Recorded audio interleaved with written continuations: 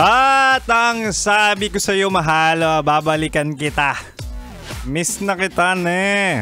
Aish! Pakis naman sa'yo nito. Uy! Pero mahal, bakit mo hinayaan? Hinayaan na lokohin ka pa ulit-ulit. Pinatawad mo kahit sobrang sakit ng ginawa sa'yo. Bakit parang ang dali sa'yo magtiwala ulit? Dahil ba mahal mo? Ayan tayo pagkarupok-rupok. Kasi mahal, kung ako yung ex mo, ay naku, aalagaan kita. At yang tiwala mo, papahalagahan ko. Papahalagahan kita. Uy! Yan naman sa Chinitox Question of the Night. Sabi sa atin, paano ibalik ang tiwala? Paano magtiwala ulit?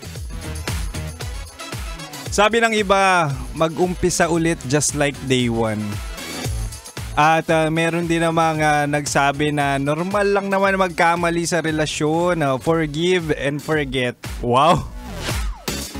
Hala, so kung nag-cheat sa'yo, okay lang. Tapos papatawarin mo.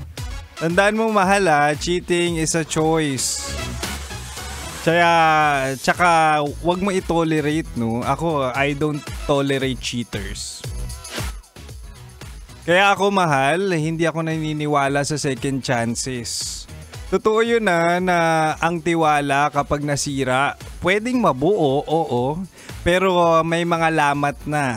Kumbaga may mga cracks na yan. So kunwari, no, papatawarin mo, pero eventually parang mapapraning ka naman kapag hindi mo kasama. Yung parang wala ka ng peace of mind na kapag wala siya sa tabi mo, ano kayang ginagawa nito? Niloloko na naman ba ako ulit? 'Di ba? Kaya ako hindi, wag na lang. Magkakaroon ka ng anxieties at ang mahirap dun talaga, wala kang peace of mind. Kaya kapag nalaman mong or nalaman kong may iba na, pinagpalit mo ko, niloko mo ko, edi sige, magsama kayo, wala nang balikan to. Huy! Naniniwala ako na may ibang tao pa naman dyan na makukontento at aalagaan ako. 'Di ba? Bakit ako magsesettle sa manloloko? Bakit ako magpapaloko? Kaya kung ikaw, no, kung seryoso ka, aba, tara na. Umpisa na natin. Akin ka na lang. Anyway, mahal, makakasama mo pa rin ako hanggang 9 p.m.